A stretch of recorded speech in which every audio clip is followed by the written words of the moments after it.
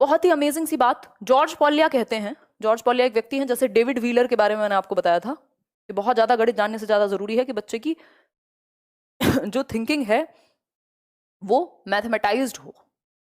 George Polya कहते हैं there are two aims of teaching mathematics, यानी दो उद्देश्य हैं मैथ्स को पढ़ाने के स्कूल लेवल पर। एक है नैरो एम और दूसरा है हायर और ब्रॉड एम्स। नैरो होता है संकुचित और हायर या ब्रॉड का मतलब है व्यापक। तो अगर मैं बात करूं नैरो एम्स की तो इसको हम कह सकते हैं संकुचित उद्देश्य कह लीजिए आप, और अगर मैं बात करूं हायर या ब्रॉड एम्स की तो इसको हम व्यापक कह सकते हैं। जैसा कि आप समझ रहे हैं, लोग भी ऐसे ही होते हैं ना, बहुत सारे लोग संकुचित बुद्धि के होते हैं, उनकी जो दुनिया है वो उसी में मग्न है, वो एक भी चीज एक्स्ट्रा एक्सेप्ट नहीं कर सकते। आज मैं देख रही थी, बड़ा फेसबुक ग्रुप पे किसी ने कुछ डाला हुआ था, वो एक पोस्ट थी, मैं सुना भी रही थी, वो यहाँ नहीं सुना पाऊंगी, बड़ा अजीब सा था। मतलब हमारी थॉट प्रोसेस इतनी लिमिटेड है कि हम प्रोग्रेसिव नहीं हो पा रहे विचारों से, हम वहीं अटके पड़े हैं, धारणाओं में ही हैं। तो नैरो एम बेसिकली जिसका दायरा कम हो, बुरा और अच्छा कहना गलत होगा यहाँ पे, हम ये कह सकते हैं जिसका दायरा कम हो। तो नैरो एम्स वो हैं जो लिमिटेड हैं अपने आप में लेकिन जरूरी हैं, ठीक, लिमिटेड हैं। हायर एम्स हैं जिनकी सीमाएं अंत नहीं है, जिनकी सीमाओं का व्यापक है, बहुत सारे दिशाओं में चलती हैं, ठीक।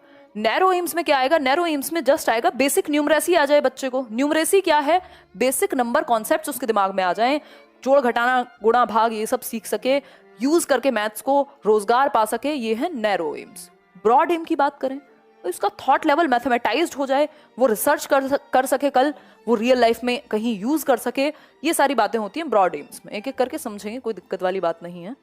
नैरो एम्स की यदि मैं बात करूं तो ये हुए संकुचित एम्स, कुछ उद्देश्य पॉइंट करके समझते हैं। थैंक यू जी, धन्यवाद।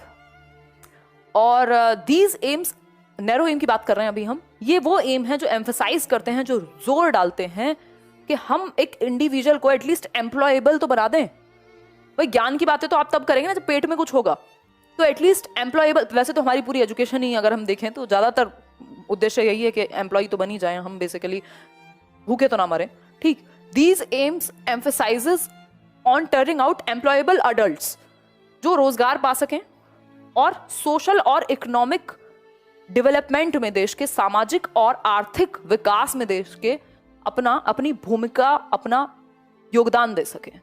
तो बेसिकली नैरो एम ये कहता है कि ऐसे एम्प्लॉयबल अडल्ट्स हम जनरेट कर दें जिनको बेसिक अकाउंटिंग आती हो, मैथमेटिक्स आती हो, जो समाज और आर्थिक स्थिति को बेहतर बना सकें, देश के डेवलपमेंट को आगे ले जा सकें। तो एम्प्लॉयबल या एम्प्लॉयमेंट पहला उद्देश्य हुआ।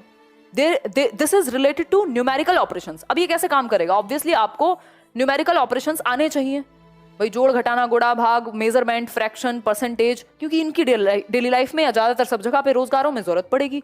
एक बेसिक जो दुकान खोल करके बैठा है शॉपकीपर, पकौड़े वाले को भी जरूरत है भाई, उसको भी जरूरत पड़ेगी, परसेंटेज की भी पड़ेगी, उसको एडिशन की भी पड़ेगी, उसको मल्टीप्लिकेशन की भी पड़ेगी, उसको पूरा हिसाब रखना है, हो सकता है उसका हिसाब मुझसे और आपसे ज्यादा अच्छा हो, ठीक। तो ये न्यूमेरिकल ऑपरेशंस नैरो एम के अंदर आते हैं, सिकुड़ता हुआ नैरो कह सकते हैं। Thus, the limited aim of mathematics is to develop useful abilities, वो abilities जो रियल लाइफ में या लाइफ एक्सपीरियंसेस में लोगों के ज्यादा काम आती हैं, जो वो डेली लाइफ में यूज कर पाए। बेसिक कैलकुलेशंस कह सकते हैं, बेसिक कैलकुलेशंस कह सकते हैं, है ना। यहां तक की बात समझ में आ रही है? समझ में आ रही है तो लाइक शेयर करके बता ही देना, है ना। ऐसे 3 बार कहने का उद्देश्य रखा हुआ है, 2 बार कह चुकी हूँ, देखो एक बार। नेक्स्ट है ब्रॉड एम्स, यानी व्यापक उद्देश्य। व्यापक उद्देश्य की यदि मैं बात करूं, व्यापक उद्देश्य यानी ब्रॉड एम्स कौन से हो सकते हैं?